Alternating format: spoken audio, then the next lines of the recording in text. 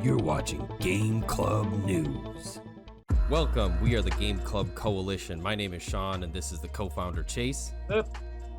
We're doing a special bulletin report on the Pulse 3D wireless headset. We recently got these in and have been able to test them out on PC, Mac, PS4 a little bit, trying some various other things and audio, playing some games, and wanted to just give our take and thoughts. Let's start with build quality. Chase, what did you think of the overall feeling of once you got these out of the box? So I'm coming from the platinums. I had these guys before. So like the aluminum, the metal, it all felt like really like premium, I thought. But even though these are plastic, right? It's a thicker plastic. I feel like it's very sturdy. Like I don't feel like when I pulled them out of the box, I was like, uh-oh. You know, I thought they almost felt cheap at first. They were lightweight and stuff. But when I put them on and like you kind of feel it and they're durable. I think it's really solid, man. It's very simple design, very reminiscent of the rest of Sony's stuff for this generation. You know what I mean? Everything just kind of goes together. So, so far, so I mean, what do you think? So overall, I think they're pretty well built. I kind of like the way that the rubber spring mechanic works for the head strap, though I'm not the biggest fan of the way the strap feels overall on my head. I have a larger head, so it kind of gets extended out. It is very plasticky is one of the things that I noticed. It is covered in a lot of plastic, which isn't necessarily a bad thing per se. One thing that I did notice is taking mine out of the box, the black on the sides is kind of a softer, like a matte almost, but it is prone to scratching. And one thing that I noticed is I took mine out of the box and I'm a very like, oh, look at everything, you know, in detail. And I noticed there was already a scratch kind of on the cup. Oh no. It's very light. You won't ever see it from a long distance, but I know it's there.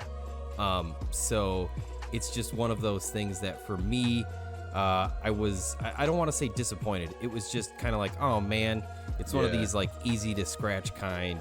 And it being on black in particular, the way it reflects it makes it look totally different. If it was on the white portion or something like that, or if that color was really white, I don't think it would have been nearly as bad. Let's move over to sound quality. Chase, I know that you use these quite a bit on the PlayStation 4 since you've got them. What did you think of using them on the current generation console? I think they sound great, man. Again, coming from the platinums, these are about $40 or so more, a little bit more adjustable and all that jazz. But the audio quality and the fit and the finish of these guys just really, it's nice. Better than I thought. I was playing Ghost of Tsushima, which is my game right now, trying to play through that before PS5. At first I was like, oh, these sound really good. And then I went to the audio settings and realized I didn't even have 3D headphones audio settings set. So I was like, oh, okay. They were just on my surround sound settings. So I went in and changed them. World of a difference. Really? Yeah, it's crazy. Like the amount of depth that audio has, there's like reverb in mountains, like you're like traveling down into a ravine. The way the audio, it's crazy, man. I'm impressed. I'm really impressed. I can't wait to see what this Tempest engine's all about, because I know that we're just kind of scratching the surface on 3D audio with that. But yeah, I thought it sounded great. No complaints there for gaming. Nice.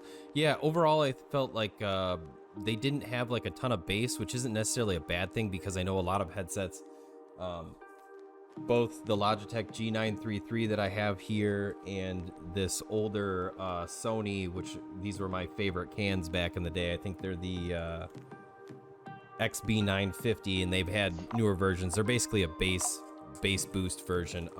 They have quite a bit more lows. That's kind of my preference. It's sort of like somebody that likes saturated colors. So I won't hit against it, because it did have good low frequency response. I thought like you were getting the range. It's got a good range. Feel it as much, but I also think some of that could be attributed to the way that they sit on your head. They feel more like an open back headphone to me than closed. They really don't do any sound dampening, even for, you know, them looking like cans with these big, you know, foam cushion sides that are supposed to clamp down. For me personally, I just feel like there's just enough space, I don't know, in the front or somewhere where it doesn't provide like a good seal, I guess, is probably the best way to to put it. And so like for me, that was something that it's like, I think it's due to my head shape and a lot of other things. Again, I have a big head, so it's like the rubber portion is kind of stretched to the max, so I also feel like it's pushing down sort of on my head, so it's slightly uncomfortable for me. But I think this is one of those, like, your mileage may vary, depends on your head size and shape, right? I won't take it as a total knock against them. I know when we initially talked, I was kind of like, well, I'm sort of underwhelmed, but I'm going to hold on to them at least until the PlayStation comes out because I really want to see the 3D audio. But the more that I have listened to them, listening to music earlier today when I was setting up some graphic and video editing stuff and just kind of jamming out, once you kind of have them on for a while, you do kind of get lost in it. They did become a little bit more comfortable. And I felt like, in a weird way, like, because I have AirPods as well, and I'm kind of used to using those a lot for my music, but these in particular felt like they were projecting the audio into my head, like more than anything else. I can't describe it. It was like, I could hear it like up here sort of. So in comparison to some other things that I've had, while they don't necessarily feel as comfortable or noise, passively noise canceling as I would like, I think overall the sound did kind of grow on me. And again, like with the Tempest engine and the 3D audio, I am interested to see what that kind of brings. Yeah, for sure. And I will say too, for $99, the platinum ones did not have monitoring. That's something that I need a lot because I talk loud. Yeah, obviously. You have to put compressors on my voice all the time. Sorry. But having the monitoring in here is going to keep me from yelling and keeping my kid up or my girlfriend up, and I can hear myself in my ears. And we discovered just before filming that it is a separate microphone entirely, because I'm using my condenser microphone for recording here.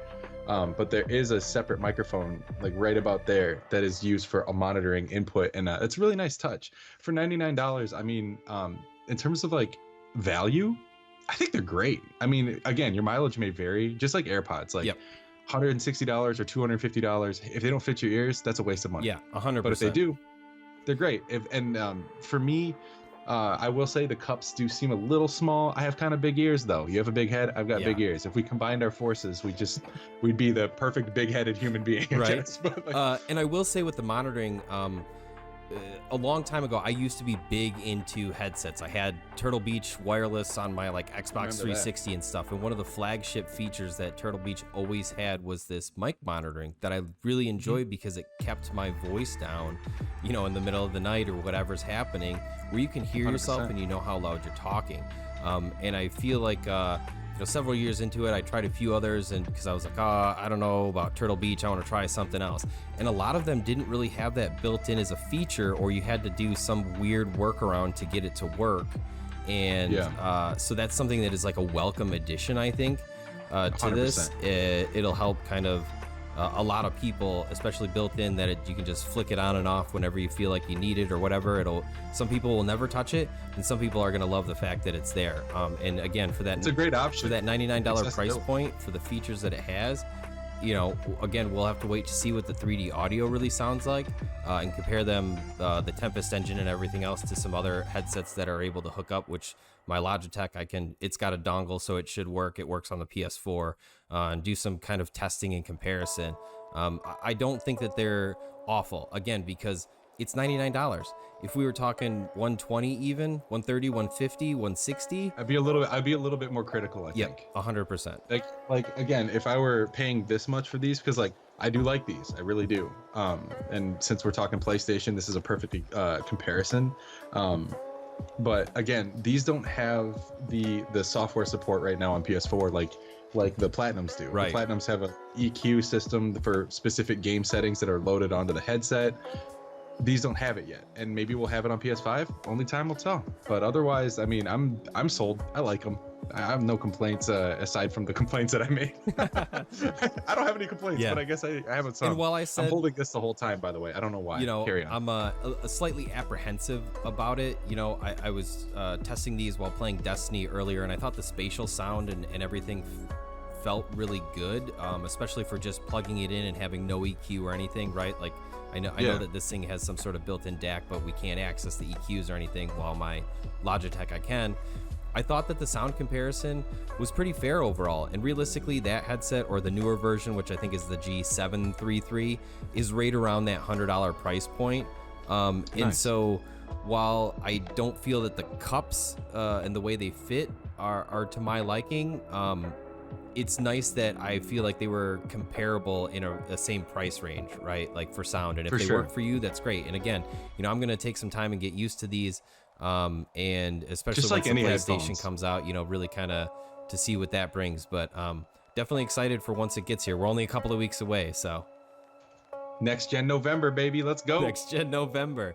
I guess that's kind of it for our initial thoughts and impressions on these. If you have these, leave your comments down below. Let us know what you think, man, because I don't know, maybe we missed something. Yeah, definitely. And also, I think we're only about a dozen subscribers away from hitting 100 and being able to have our own custom URL. So if you enjoy this content, we're going to be getting PlayStations on launch day and putting out a lot more stuff and giving you kind of like a real person's review, so to speak. We have jobs and other things that are going on in our lives. We don't get to sit down and play these systems for 40, 50, 60 hours a week, though we may when they come out. I might quit my job. No, I'm just kidding.